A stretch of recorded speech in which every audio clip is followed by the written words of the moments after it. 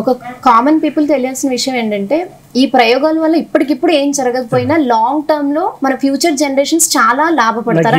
Helium 3 ఉంది. So మీకు ఎట్లాంటి ఇప్పుడు అందరం కూడా ఈవీ వెహికల్స్ వాడుతా ఉన్నాం. పవర్ ఎక్కడన్నా మనకి ఒకవేళ వాటర్ ఇది కరువు కాటకాలు వచ్చినప్పుడు మనకి ఎక్కువ ఎనర్జీ ప్రొడక్షన్ ఉండదు. అట్లాంటప్పుడు ఈ ఎనర్జీ మనకు ఉపయోగపడుతుంది కదా.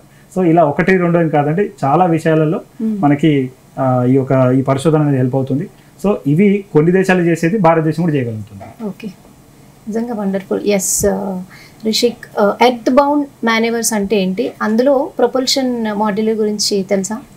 తెలుసు సార్. చెప్పినట్టు ప్రొపల్షన్ మాడ్యూల్ ఒక బాగా ఇంపార్టెంట్ టూల్ అన్నమాట.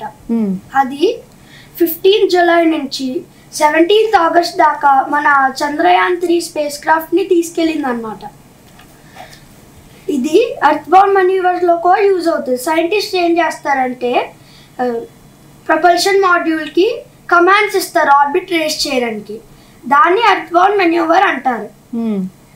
ఇలాగా ఫస్ట్ లో 170 కిలోమీటర్స్ అపోజీ ఉందన్నమాట.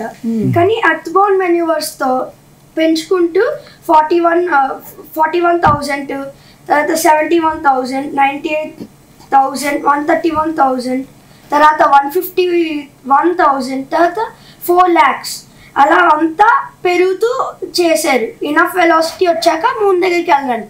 అంటే మనం ఇప్పుడు ఒక ఇమేజ్ లో కూడా మనము చూసే ప్రయత్నం చేద్దామండి. అంటే ఈ అబ్బాయి మనకి ఏం చెప్తున్నాడు అంటే ప్రయాణం జరిగింది, ఎలా జరిగింది అంటే ఇప్పుడు వేరే దేశాలు ఇంకో ప్రశ్న కూడా వస్తుంది. ఇది ఈ ఇమేజ్ లో మనం చూడొచ్చు.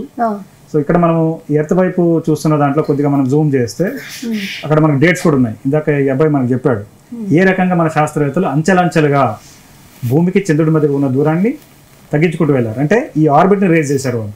ఆర్బిట్ రేజ్ చేయడానికి ఇందాక మనకు చెప్పాడు దాన్ని ప్రొపల్షన్ మోడల్ని వాళ్ళు బర్న్ కమాండ్ పంపిస్తారు. సో అది రేజ్ అవుతుంది. So that was what he was telling. I think he can tell about the other part of the moon bound maneuvers అంటే ఏంటి తనుష్?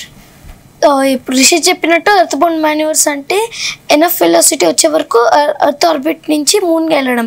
కానీ ఇక్కడ మూన్ రీచ్ అవ్వాలంటే అక్కడ ఉన్నట్టు మూన్ రీచ్ అవ్వాలంటే తక్కువ వేసుకుంటూ రావాలి distance. So first August 5th lunar orbit insertion start అయింది. Moon bound manoeuvre 1 August 6th జరిగింది. ఇక్కడ మేజర్ డిఫరెన్స్ ఏంటంటే 1,64,000 కిలోమీటర్స్ డిస్టెన్స్ ఉన్న ఈ ఇమేజ్ లో మనకి కనిపిస్తుంది మూన్ బౌండ్. అంటే ఇందాక మనకి ఈ అబ్బాయి మనకి ఎర్త్ బౌండ్ మేనేజ్ చెప్పాడు, అతను మూన్ బౌండ్ గురించి చెప్తాడు. Please carry on. అక్కడ లూనా ఆర్బిట్ ఇన్సర్షన్ ఉన్నప్పుడు 1,64,600 కిలోమీటర్స్ మన స్పేస్ క్రాఫ్ట్కి ఇంకా మూన్కి డిస్టెన్స్ ఉంది. కానీ మూన్ బౌండ్ మాన్యూవర్ 1 తర్వాత 36,500 కిలోమీటర్స్ తగ్గించారు. అలా మూన్ బౌండ్ మాన్యూవర్ 2, 3 అలా తగ్గిస్తూ వచ్చారు. ఫైనలీ 100కి రీచ్ అయ్యారు. అప్పుడు రోవర్ని పంపించారు, ల్యాండర్ని. ఓకే, అంటే ఇతను ఏం చెప్తున్నారు చూసారు మేడం, ఇక్కడ నుంచి బయలుదేరినప్పుడు ఏమో దూరాన్ని పెంచుకుంటూ వెళ్ళాం. ఇప్పుడు చంద్రుడి కక్షలోకి వెళ్ళిన తర్వాత చంద్రుడి కక్షలో ప్రవేశపెట్టాం.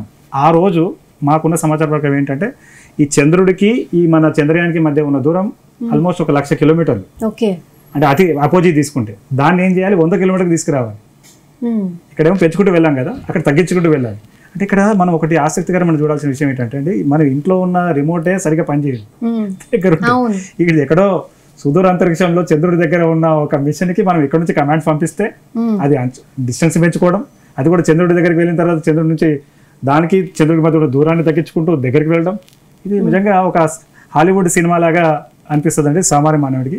కానీ దాని వెనకాల ఉన్న సంక్లిష్టమైన మాన్యూవర్స్ ఏమున్నాయి అనేది ఈ ఇద్దరు విద్యార్థులు ఇవాళ మనకి జీ న్యూస్ వల్ల చెప్పే ప్రయత్నం చేశారు.